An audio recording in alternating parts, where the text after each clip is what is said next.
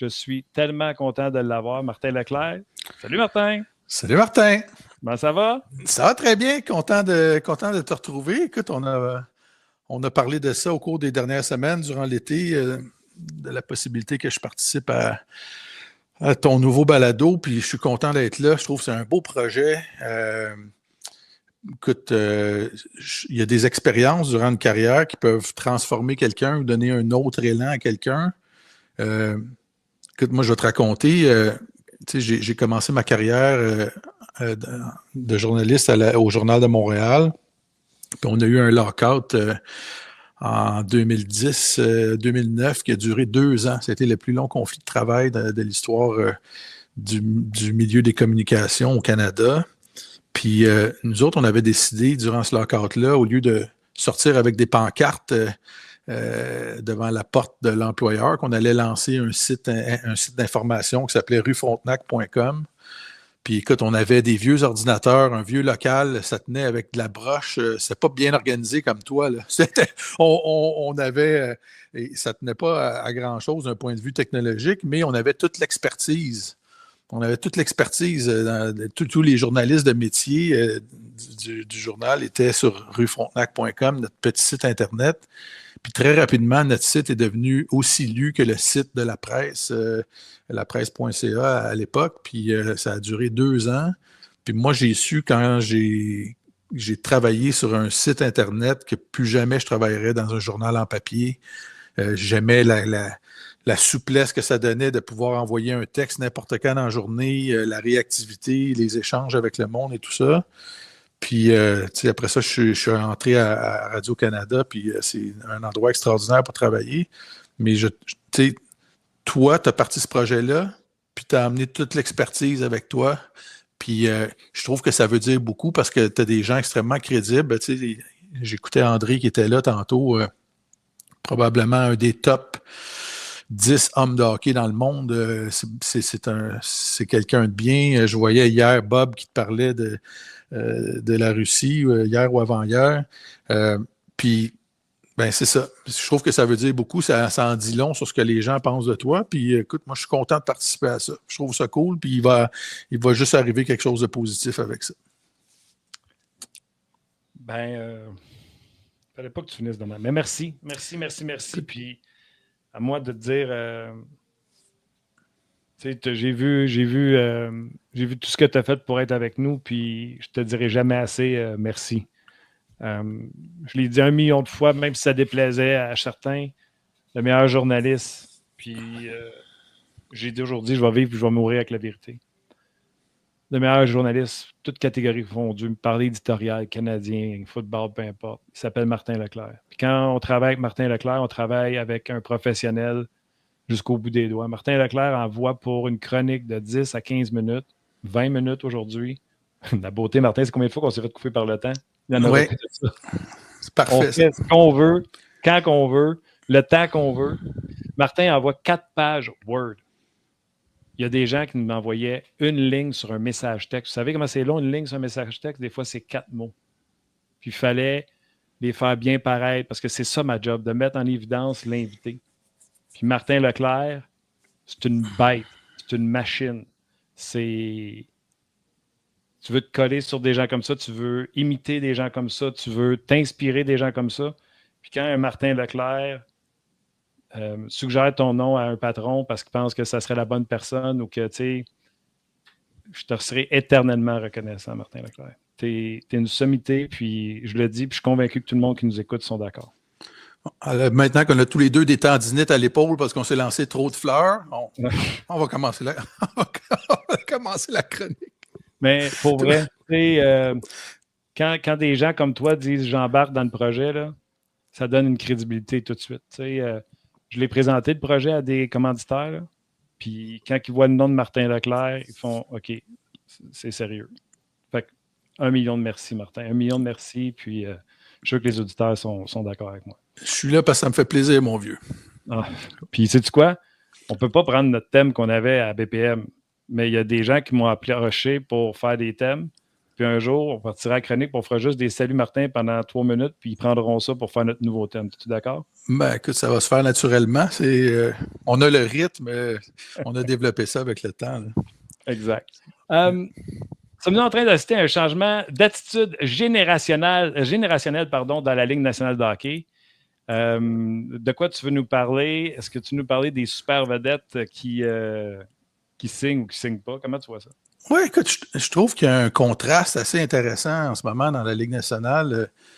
D'un côté, on a Sidney Crosby, qui a 38 ans, qui a passé toute sa carrière avec les Pingouins. Il sait que les Pingouins ne vont plus gagner, qu'il y a une période de reconstruction qui commence. Puis il y a beaucoup de gens qui souhaitent le voir changer d'équipe, qui disent, voyons, pour le bien du hockey, puis pour sa carrière à lui, là, que ce serait préférable qu'il passe à une autre équipe qui a la chance de gagner d'autres Coupes Stanley puis de jouer en séries éliminatoires. Puis on voit que ça n'a pas l'air à faire partie des plans. Encore hier, Sidney se promenait puis il allait voir des détenteurs de billets de saison à Pittsburgh pour leur donner leurs billets en personne. Puis il a essayé d'éteindre un peu les rumeurs de transfert d'équipe en disant, écoutez, ça vient pas de moi, c'est ici que je veux être. Et de l'autre côté, tu as Connor McDavid qui dit réfléchir très fort à son avenir, et tu as Kirill Kaprizov qui refuse l'offre de contrat la plus généreuse de l'histoire de la Ligue nationale de hockey. Et je pense qu'on est un changement générationnel, ça ne se passe pas du jour au lendemain. Ce n'est pas le mercredi, tout le monde agit d'une façon, puis le jeudi, tout le monde part dans une autre direction. Mais tranquillement, on est en train, j'ai l'impression que le paysage est en train de changer dans la Ligue nationale de hockey. Je regardais les gars qui ont été les super vedettes de la Ligue nationale dans les 10 premières années du plafond salarial, de l'ère du plafond salarial. Les Ovechkin, les Crosby, les Joe Thornton, Martin Saint-Louis, les frères Sedin, Eginla, Datsuk, Evgeny Malkin, Zetterberg, Ryan Getzlaf, Jason Spezza. Il n'y a pas de joueur là-dedans qui a changé d'équipe à son apogée en se prévalant de son autonomie, en disant, moi, écoutez, là, vous m'avez repêché, mais je n'ai pas l'intention de continuer à passer ma vie ici. J'ai l'intention d'aller jouer ailleurs. Il y a peut-être John Tavares, qu'on pourrait dire de ce groupe-là, qui l'a fait qu'en 2018, il s'est prévalu de son autonomie puis il est parti jouer à Toronto parce qu'il venait de Toronto. Ça avait causé un gros clash à l'époque. Mm-hmm. Mais là, tu regardes tranquillement. Tu sais, Mitch Marner, qui était un des top 8 attaquants de la Ligue nationale cet été, est parti de Toronto. Il dit, moi, je m'en vais à Vegas, merci, bonsoir. Là, tu as Kaprizov. Tu sais, quand tu dis quand tu refuses un contrat de 126 millions, je m'excuse, là, mais c'est assez clair comme déclaration. Là.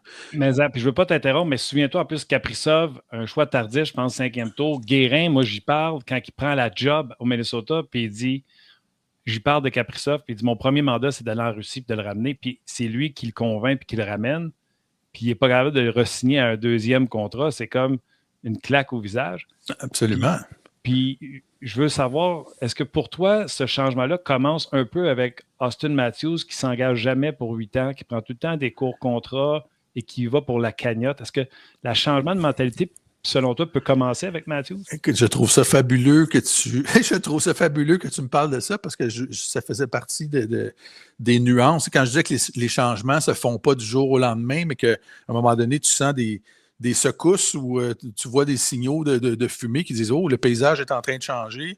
C'est exactement là que je m'en allais. Souviens-toi, 2019, quand Brendan Shanahan a commencé à parler de renouveler les contrats de Mitch Marner et de Austin Matthews et qui a dit écoutez, moi, dans mon temps, quand je jouais à Détroit, les gars donnaient des rabais à l'équipe pour s'assurer qu'on ait la meilleure équipe possible. Puis la réponse qu'il y a eu, c'est non, il n'y en aura pas de rabais. Là. Si je vaux tant, je vais jouer pour le montant que je vaux, puis il n'y aura pas de rabais. Et Matthews s'est distingué de la quasi-totalité des joueurs de hockey qui sont pas mal insécures côté contractuel, qui prennent la plus longue entente possible quand ils ont l'occasion. C'est peut-être raisonnable de le faire quand tu pratiques un sport où une blessure peut mettre fin à ta carrière, là, d'assurer ta sécurité. Mais la meilleure façon de maximiser ton talent puis de faire le plus d'argent avec ton talent, c'est de signer des contrats plus courts puis de revenir, de te représenter au bâton le plus souvent possible puis de maximiser ton salaire. Fait que à Toronto, ça a été le premier signal. Mais là, je vois Kaprizov qui refuse. J'ai écouté avec attention l'entrevue que McDavid a donnée à Elliott Friedman. Oui. Et tu sais, bon, point de vue langage non verbal, il n'y avait pas beaucoup de choses à déceler, mais si tu écoutais bien ce qu'il disait à McDavid, c'est écoutez, moi, toute ma vie menait à ce moment-là. Tout ce que j'ai fait dans ma carrière de hockeyeur mène à ce moment-là où j'ai le droit de profiter de l'autonomie. J'ai mérité ça. L'épreuve du temps fait en sorte que j'ai mérité ça. C'est une grosse décision à prendre.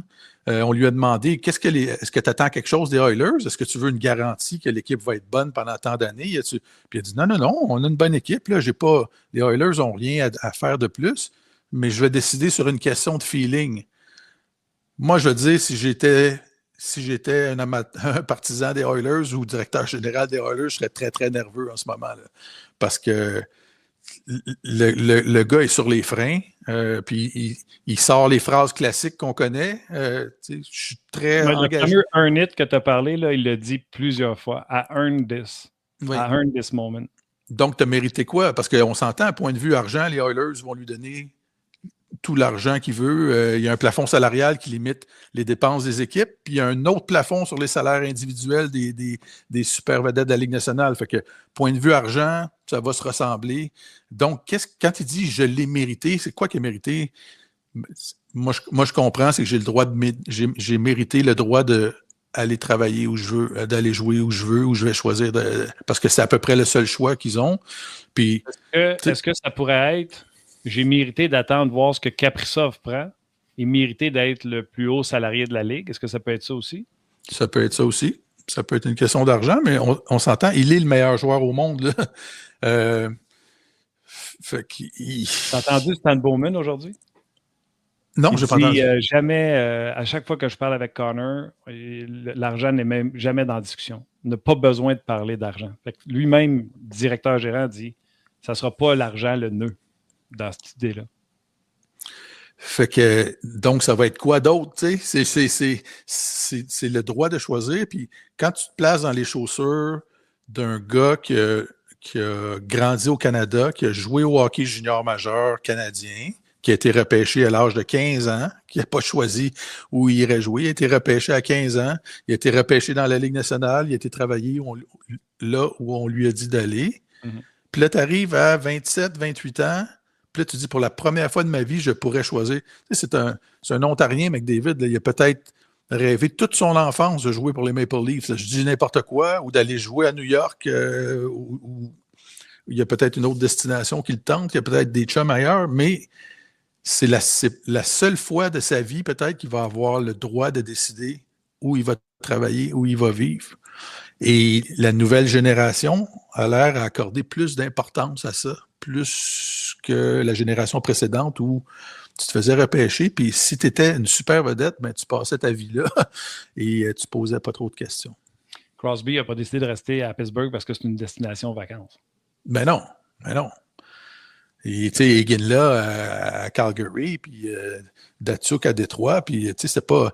Dans ces années-là, à Détroit, durant la carrière de Datsuk, c'est pas une ville... Moi, je me souviens d'une époque où les joueurs des Red Wings, après les matchs, ils s'attendaient pour tous sortir ensemble parce que c'était trop dangereux de sortir tout seul. Fait que c'est pas...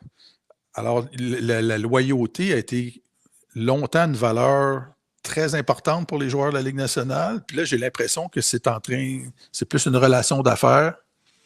Puis pendant que ça fait. Puis si ça fait plus, ben je vais m'en aller ailleurs.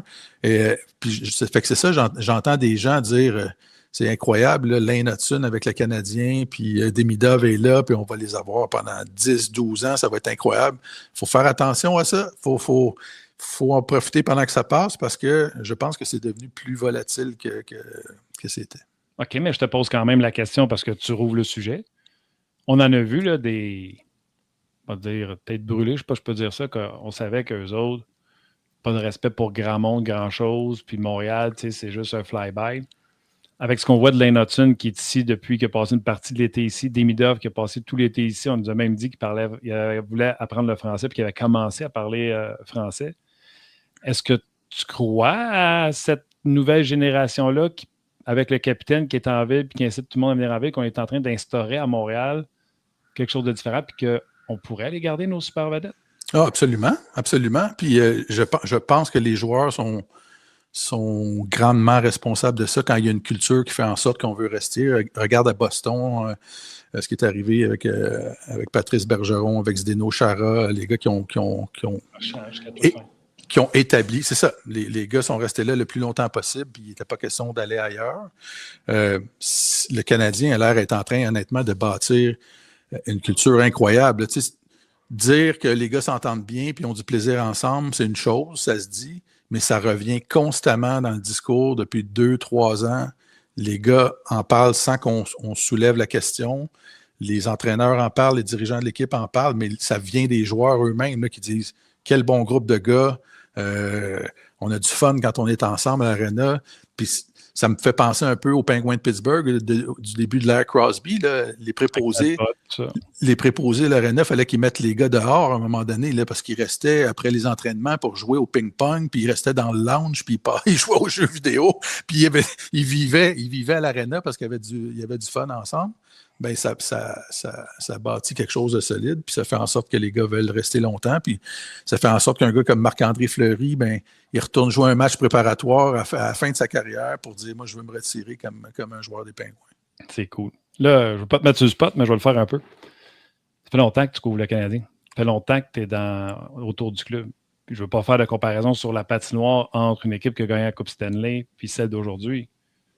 Mais les années Sakou Koivu, on a souvent parlé de division, que ce soit avec Ribeiro, une gang d'un bord, une gang de l'autre. Le Canadien, vu de l'extérieur, ce qu'on parle de l'esprit de famille, etc., tu vois ça pour la première fois depuis, puis je réfléchissais en voulant te poser la question, puis j'étais là, je vais être obligé de dire, quand il y avait plein de Québécois en 93 qui ont gagné la Coupe, toi, Martin Leclerc, qui as tout le temps été proche de cette équipe-là, si je te dis ce qu'on voit présentement, l'esprit de famille, c'est la première fois que tu vois ça avec le CH depuis quand? Écoute, je te dirais, tu parles de 93, là, j'ai commencé à couvrir des matchs canadiens dans ces années-là, 90, 91. J'accompagnais Marc Defoy puis Pierre Durocher à l'occasion. 93, j'étais là. Oui, on les salue. Des bons vétérans du métier. C'est sûr, quand une équipe gagne, l'équipe est tissée plus serrée, mais écoute, c'est un niveau particulier, là. La gang des années 70, ils se tenaient beaucoup, puis encore aujourd'hui, tu les vois ensemble, tu vois qu'il y a des liens qui se sont tissés là, qui partiront jamais, mais c'est une équipe, c'était la plus grande, peut-être la meilleure équipe de hockey de tous les temps. Il y a des raisons peut-être qui expliquent ça, mais écoute, il faut remonter loin. Moi, je me souviens pas d'avoir vu ce genre de culture-là chez les Canadiens. Tu parles de 93, il y avait un groupe spécial, il y avait du fun. Il y avait un esprit de famille, Jacques Demers, etc. Mais dans les 30 dernières années, je ne pense pas avoir vu un tel niveau de cohésion, puis de désir d'être là, puis de désir de bâtir quelque chose.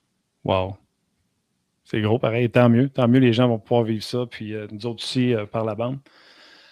OK, passons. C'est un sujet qu'on a souvent parlé ensemble. Les joueurs juniors qui avaient été accusés pour agression sexuelle, on commence à voir un à un les joueurs sortir, Carter Hart, Alex Formenton, pour ne nommer que ces deux-là, dire qu'ils veulent des nouveaux départs. J'en ai même parlé un petit peu tantôt avec André. Tu étais dans le vestiaire. Je pense que tu as entendu sa réponse au sujet d'Ingrid. Qu'est-ce que tu penses de tout ça? Est-ce que ces joueurs-là sont accueillis? Comment tu vois la situation? Écoute, c'est une situation jamais vue. C'est dur de prédire comment ils vont être accueillis.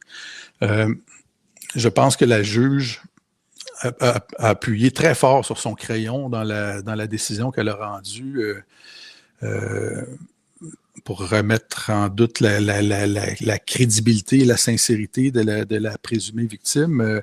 Ça m'a fait, honnêtement, ça m'a fait un peu quelque chose de voir la teneur du jugement, parce qu'il y avait des preuves importantes dont on n'a pas tenu compte, qu'on a écartées, là, qui corroboraient un peu la version de la victime. Mais là, j'ai hâte de voir, parce que c'est une situation jamais vue, là. Ces gars-là ont fait face à au procès peut-être le plus médiatisé au Canada des 25 dernières années, puis ils vont revenir dans l'espace public. Il y a beaucoup de gens qui pensent que Carter Hart va peut-être être le seul à retrouver du travail dans la Ligue nationale, parce que c'est un joueur étoile, parce que les équipes vont se dire, OK, ça vaut la peine de se taper des relations publiques négatives parce que c'est un joueur de talent, puis à un moment donné, le temps va laisser passer les choses. Il y a aussi qu'est-ce qui s'est passé au procès. Carter Hart, c'est le seul joueur qui a témoigné au procès à visage découvert, puis il a dit, écoutez, moi, j'étais célibataire, je me suis fait inviter avec la possibilité d'avoir une interaction sexuelle avec une fille, puis j'étais célibataire, puis j'étais tout à fait ouvert à ça. Donc, il a donné sa version. Au moins, il ne s'est pas caché. Il a donné son témoignage. Fait que, et je pense, je ne sais pas si ce qui s'est passé au procès va influer aussi sur la façon dont les équipes vont traiter Dylan Dubé, par exemple. Il y a des témoignages des gars qui étaient là qui disaient qu'ils l'avaient vu donner la fessée à la jeune femme, puis que ça avait l'air douloureux, tout ça. Fait que je ne sais pas si les équipes vont tenir compte aussi de ce qui s'est passé au procès, outre la déclaration d'innocence, là. Mais là, ce qu'on voit, c'est que Carter Hart il est déjà convoité, il est déjà courtisé par des équipes, parce que si ton agent prend la peine d'appeler Daniel Brière pour dire, écoute, mon client ne reviendra pas jouer à Philadelphie, il veut un nouveau départ, c'est parce que tu sais déjà qu'il y a un nouveau départ en quelque part qui est disponible.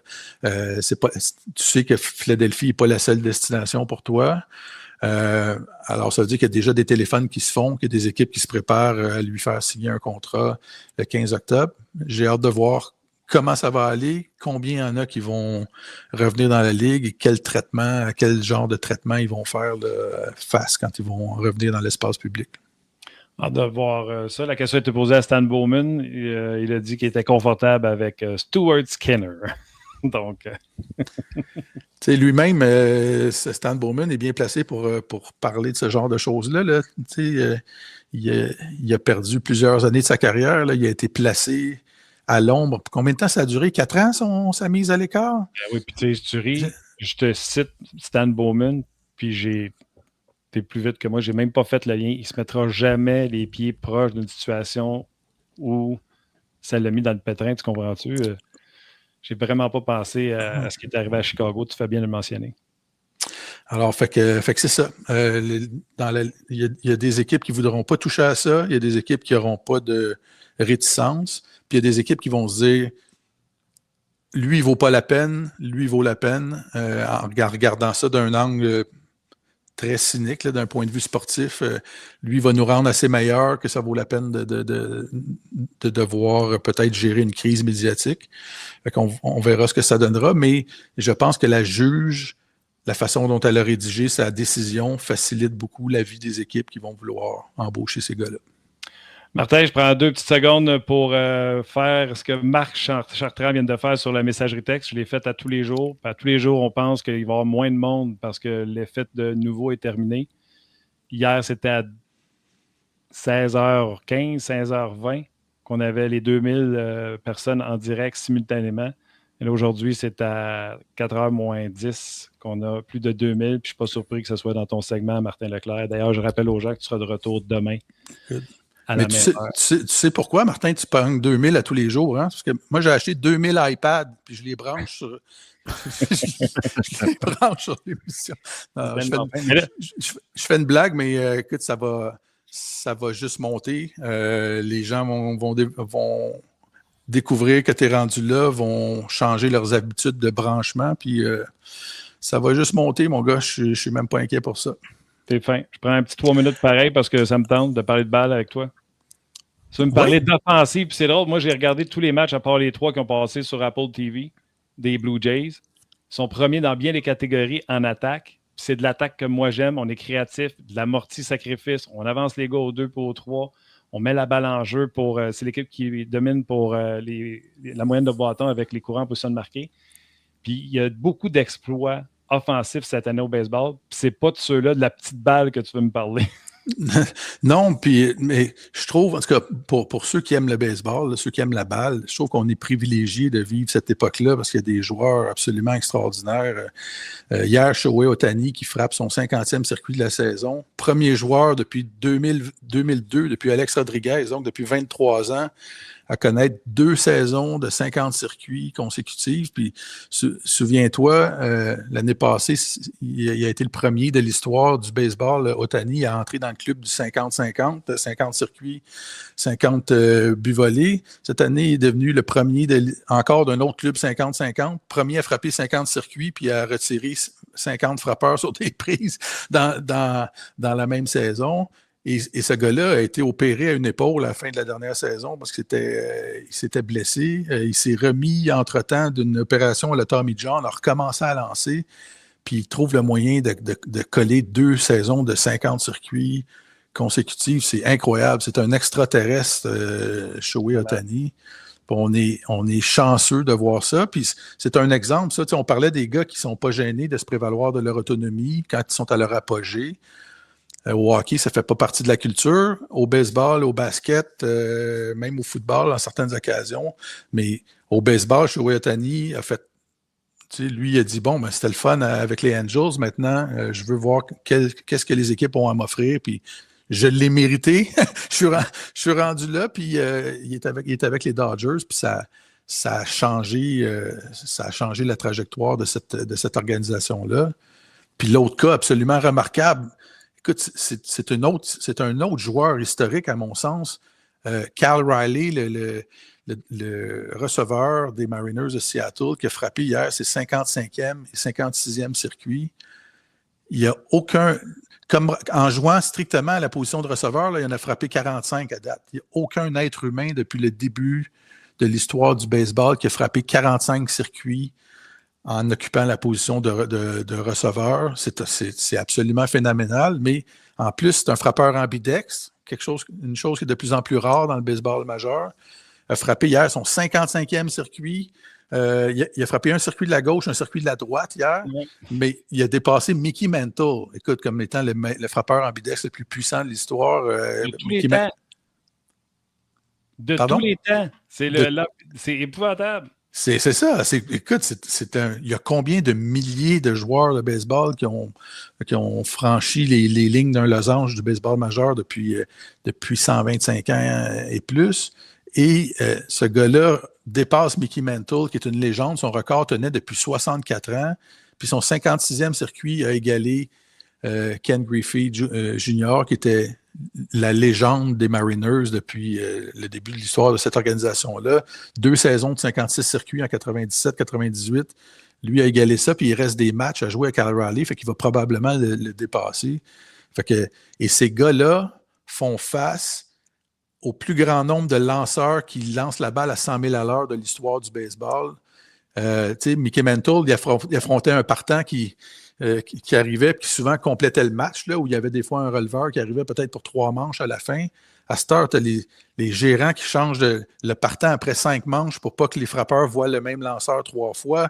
Tu as 3 lanceurs qui lancent la balle à 100 000 à l'heure qui succèdent avec la technologie pour améliorer la rotation de la balle, la trajectoire verticale, les nouveaux lancers qui sont sortis, le sweeper, etc. Et ces gars-là frappent des bombes comme ça à répétition. C'est incroyable la qualité du baseball auquel on assiste à notre époque. Alors, je voulais parler de ça. Tu fais bien parce que juste Ohtani, parce que Riley, selon moi, il va être le joueur le plus utile dans l'américaine en avant de Judge. Mais dans la nationale, juste Ohtani, si les gens se mettent dans la tête que c'est peut-être, parce que c'est pas tout le monde qui est d'accord, mais moi je suis d'accord, le meilleur joueur de l'histoire du baseball parce qu'il le fait. Puis on assiste à ça en ce moment, c'est incroyable. Oui. Puis écoute, j'en parlais l'hiver passé avec Éric Gagné. Lui, il n'y a aucune hésitation, là, même pas un millième de seconde. Il dit que c'est le meilleur joueur de l'histoire du baseball. C'est un lanceur dominant, c'est un frappeur dominant. L'année passée, il ne pouvait pas lancer. Il s'est dit, OK, je vais courir un peu plus. Il a volé plus que 50 buts. C'est un athlète extraordinaire, mais c'est un talent. C'est un talent d'une autre planète, là. Martin, excellente première. On prend ça demain, même heure. Je te fais un immense câlin, puis on se refait ça demain. Martin, t'oublies quelque chose? T'oublies quelque chose de très important. C'est pour ça que tu es là, Alex. C'est pour Ben me rappeler oui. que j'oublie. Ben oui. Avais-tu vu ça, Martin? Oui, ma femme était fâchée. Elle disait que j'avais l'air vieux. Mais C'est jeune. C'est correct. Je ne voulais pas qu'elle soit fâchée. Je veux juste rappeler aux gens, c'est difficile de faire ça. Ça me prend 1 heure par personne. Je l'ai fait 14, ça m'a pris 14 heures faire ça. Et je me suis obstiné avec l'intelligence artificielle pour te faire prendre ton crayon entre ton index et ton majeur, puis regarde la main gauche. Je ne sais pas si tu l'avais remarqué. Uh-huh. Il était pas capable de le mettre sur ta main qui écrit. Il OK. mettait ça sur l'autre main. Fait que là, je lui demandais de lui changer. Là, ta face était plus bonne. Le logo Radio-Canada disparaissait. Fait que j'ai arrêté de m'ostiner. Je voulais que tu vois l'effort que j'ai fait pour mettre ton crayon, parce que Martin écrit avec le crayon entre l'index et le majeur. Comme René Lévesque. René Lévesque écrivait comme ça. Comment tu fais? Je comprends pas comment tu fais. Je sais pas, j'ai développé ça quand j'étais petit, j'ai toujours gardé ça. Fait que je voulais juste te montrer que j'ai fait des gros efforts pour te faire changer le crayon de place, mais il n'a pas voulu. Il l'a juste mis sur ta main gauche. OK, good. Mais écoute, merci pour l'effort. Je l'ai imprimé. Je vais voir ce que je vais faire avec ça, là, mais je l'ai imprimé pour la garder. J'adore, Martin, puis on se refait ça demain. Parfait, les gars. Salut, Bonne fin d'émission. À demain. Bye-bye.